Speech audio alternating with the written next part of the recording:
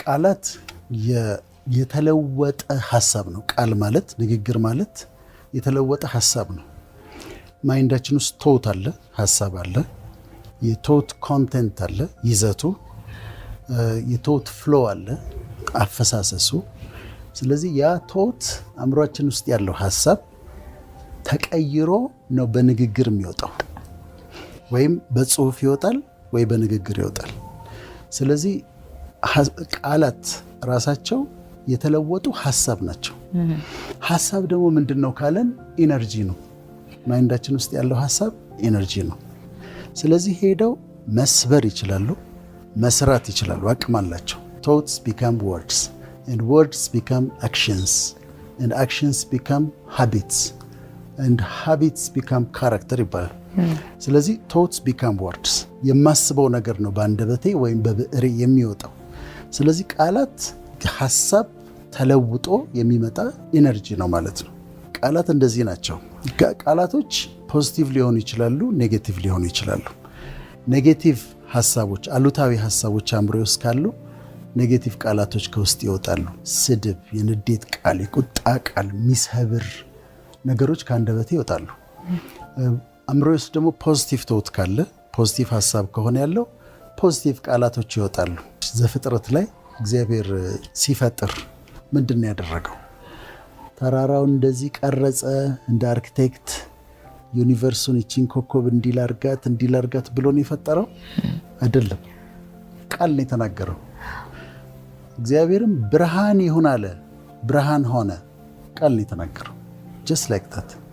ከዛ ምድር በሙሉ በውሃ የተሸፈነች ነበረች። እግዚአብሔርም ውሃው ወደ አንድ ቦታ ይሰብሰብ አለ። ከዛ ውቅያኖስ አገኘሽ። የብሱ ይገለጥ አለ፣ ተናገረ። ከዛ የብሱ ተገለጠ። ምድር ፍሬ ያለው ዛፍ ታብቅል፣ ቡቃያ ያለው ሳር ታብቅል ብሎ ተናገረ። በቀለ። ውሃው እንትን የሚንቀሳቀሱ ይፍጠር አለ፣ ተናገረ፣ ሆነ። ከሰማይ ጠፈር በታች ከምድር በላይ ወፎች ይብረሩ አለ። የፈጠረው በቃላት ነው። እና ቃላት እየተናገረ ነው የሰራው። ዩኒቨርስን የሰራው ቃላት እየተናገረ ነው። እና የቃልን ኃይል ታያለሽ። እሱ የሱ የአምላክ ቃል ነው። ቃል ተናግሮ የሌለ ነገር ይሁን ሲል የሌለ ነገር out of nothing ይመጣል ማለት ነው። ከዛ ቃል ራሱ ደግሞ ክርስቶስ ልጁ ራሱ ቃል ነበር የሚባለው። ቃል በመጀመሪያ ቃል ነበረ፣ ቃል በእግዚአብሔር ዘንድ ነበር፣ ቃልም እግዚአብሔር ነበረ። በኋላ ቃል ስጋ ሆነ፣ ኢንካርኔሽን ይባላል እሱ። ስለዚህ ቃል ነው። ወደ መጽሐፍ ቅዱሱ ደግሞ ስንመጣ ስለኛ ሲናገር መጀመሪያ እንዴት አስቸጋሪ እንደሆነ ይናገራል። አንደበት እሳት ነው ይላል፣ ያቃጥላል፣ ጫካውን ያቃጥላል ይላል። አንደበት እሳት ነው። ሰው ፈረስን መግራት ችሏል ልጓም አስገብቶ። ሰው መርከብን የሚያክል ነገር ወደ ፈለገው ነገር ማንቀሳቀስ ይችላል። ነገር ግን አንደበቱን ግን መግታት አልቻለም ይላል። ከዛ አንደበቱን ሳይገታ ልቡን እያሳተ እግዚአብሔርን የሚያመልክ ያለ ከመሰለው አምልኮ ከንቱ ነው ይላል። ምን ማለት ነው? አንዲት ሴት ቤተክርስቲያን ሄዳ ዘምራ ጸልያ ጾማ ቤት ስትገባ ሰራተኛዋን ሙልጭ አድርጋ ከሰደበቻት አበላሸችው። ስለዚህ ይናገራል። ዲፊከልት ነው ግን አስቸጋሪ ነው፣ ግን እንድንገታው ግን ይፈልጋል። ምንድነው እኛ አድርጎ የተባል ነው? አንደኛ መጽሐፍ ቅዱስ ዝምታን ኢንካሬጅ ያደርጋል። አስተዋይ ግን ዝም ይላል ይላል። ወዳጁን የሚንቅ አእምሮ የጎደለው ነው፣ አስተዋይ ግን ዝም ይላል። ለመናገር ጊዜ ያለው ይላል መክብብ ደግሞ፣ ዝም ለማለት ደግሞ ጊዜ ያለው ይላል። ስለዚህ አስበን እንድንናገር፣ ዝም ማለት ባለብን ጊዜ ዝም እንድንል ያበረታታል። ዳዊት አቤቱ ለአፌ ጠባቂ አኑር ይላል። ለአፌ ጠባቂ አኑርልኝ በአንደበቴ እንዳልስት ይላል። መናገር ያለብን ምንድን ነው?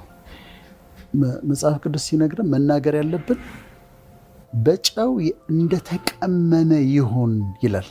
የሚያንጽ በጨው የተቀመመ ይሁን ይላል። የምትናገሩት ነገር ተቀምሞ ተዘጋጅቶ ጣፋጭ ሆኖ የሚወጣ እንጂ ክፉ ቃል ከአፋችሁ አይወጣ ይላል። እና መልካም ንግግርን ለማነጽ የሚጠቅም ይሁን ይላል። ያማረ ቃል እንደ ማር ወለላ ነው ይላል። እንደ ማር ለነፍስ የሚያለም ለነፍስ ጣፋጭ ነው፣ ለአጥንት ጤና ነው ይላል እና እንደ ማር ወለላ ነው ይላል። ስለዚህ የምንናገረውን ነገር እንድንጠነቀቅ እንድናስብበት ይነግረናል። ውጤት ደግሞ እንዳለው ይነግረናል። አሁን ጌታ ራሱ ሲናገር ከውስጥ ከሆድ የሚወጣው እሱ የሚያረክስ እሱ ነው ያለው። ቃላት ናቸው የሚያረክሱት። ስለምትናገሩት ስለ እያንዳንዱ ቃል በፍርድ ቀን መልስ ትሰጡበታላችሁ ተብሏል። ሕይወትና ሞት በምላስ እጅ ናቸው ይላል። እንዴት ሲሪየስ እንደሆነ ነው የምታየው። ኮንሲኩዌንስ እንዳላቸው ቃላቶቻችን ያሳያል። እና የፈውስ ቃል የሚባሉት እንደዚህ የሚያንጽ ኮምፕሊመንት የሚደረግ የሚጠቅም ነገር ስትናገሪ፣ ያንን ሰው የሚያለመልም ነገር ስትናገሪ፣ ጀነሮሲቲ ነው እሱ ራሱ። የእርግማን ቃሎች እርግማን ስንናገር፣ ስድብ ስንናገር፣ እነዚህ ደግሞ ሰባሪ ናቸው። ሪሌሽንሺፕ ሲሆኑ መጀመሪያ እንዴት ኮሚኒኬት እንደሚያደርጉ ቁጭ ብለው መነጋገር አለባቸው። ሃው ቱ ኮሚኒኬት፣ ጀለሲን ማስወገድ፣ ቀናትን ማስወገድ፣ ትረስት መደራረግ፣ ከዛ ይቅርታ መጠየቅ መቻል፣ ታንኪዩ ማለት መቻል። እነዚህ ነገሮች የስልጣኔ ምልክት ነው። መጀመሪያ አሁን ሪሌሽንሺፕ ላይ ያሉ ሰዎች ሲጀምሩት ገና እንዴት ተግባቦታቸው እንዴት እንደሆነ፣ ችግሮች ሲፈጠሩ እንዴት ሃንድል እንደሚያደርጉ፣ ምን ማድረግ እንዳለባቸው ማወቅ አለባቸው። ተናዶ ላይናገራት ቃል ይገባል። መናደድ፣ መሳደብ፣ የማይገባ ነገር እንደማይናገራት እሷም እንደዛው እንደማትናገረው ሲናደድ ራሱን አብርዶ ቀስ ብሎ ሊጠይቃት ይችላል። ስልክ ለምንድን ነው ያላነሳሽው ብሎ ከጮኸባትና ከበጠበጠ አገሩን አስቸጋሪ ነው። ስለ ራሳችን ያለንን አመለካከት ቢልድ ማድረግ አለብን። ቅድም በወላጆቻችን በዘመዶች አልን፣ ግን እኔ ማን ነኝ? እኔ ሰዎች የሚሉኝን ነኝ ወይ ብዬ መጠየቅ አለብኝ። ምክንያቱም ሰዎች መልአክ ሊያደርጉኝ ይችላሉ፣ ሰዎች ደግሞ ሰይጣን ሊያደርጉኝ ይችላሉ። ሁላችንም ሄተርስ አሉን፣ የሚጠሉን ሰዎች አሉ። እነሱ ስለኛ የሚሉት ነገር አለ።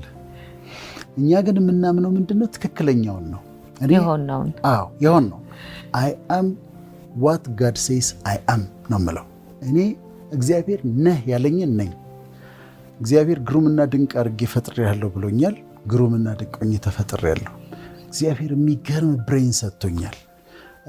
እግዚአብሔር እንዲህ አድርጎልኛል። እሱ ነህ ያለኝን በሙሉ ነኝ ብዬ ዲክሌር አድርገዋለሁ። ስለዚህ አይ አም ዋት ጋድ ሴይስ ዛት አይ አም። አይ ሃቭ ዋት ጋድ ሴይስ ዛት አይ ሃቭ። ጤና አለኝ፣ ደስታ አለኝ፣ መንፈሳዊ በረከት አለኝ፣ አቅም አለኝ፣ ጤንነት አለኝ። ዓለም ልሞኛል፣ ያንግ አድርጎኛል ብዬ ራሴ ላይ እናገራለሁ። እዛ ደግሞ አይ ካን ዱ ዋት ጋድ ሴይስ ዛት አይ ካን ዱ። እግዚአብሔር ትችላለህ ያለኝን ነገሮች በሙሉ እችላለሁ። ስለዚህ ራሳችን ላይ ዲክሌር የምናደርጋቸው ሰልፍ ዲክሌሬሽንስ አሉ፣ የምናውጃቸው። ጤነኛ ነኝ፣ ደስተኛ ነኝ፣ ሰክሰስፉል ነኝ፣ ፊውቸር ያማረ ነው፣ ይሳካልኛል፣ ይሆንልኛል፣ እወደዳለሁ። ከዛ እነዛ ያልሻቸው ነገሮች ይመጣሉ።